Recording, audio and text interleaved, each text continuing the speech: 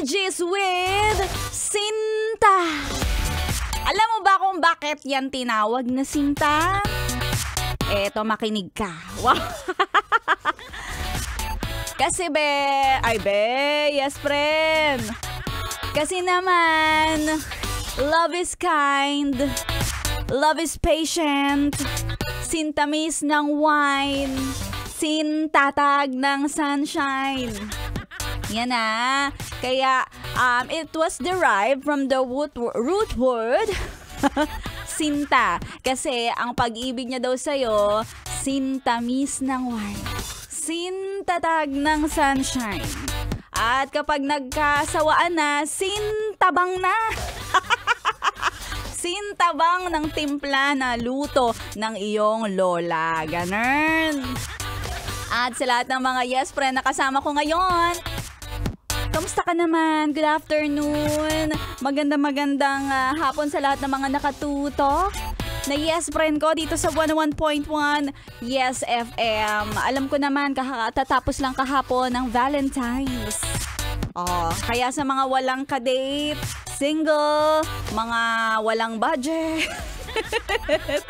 tandaan mo lang, huwag kang mainggit, ha? Lalo kang papangit niyan. Sige ka.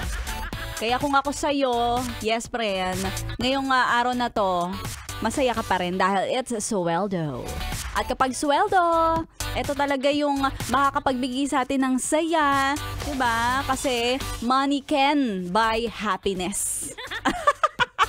Hindi yung mga ka-date, tingnan mo, aminin mo, yung mga nag-date kahapon, naubusan niya ng pera. Siyempre, kumain sa mga restaurant, namili ng mga bouquet of flowers. Tapos, pag uwi, syempre, hindi naman pwedeng uuwi agad. Ihahatid mo pa yan sa bahay nila.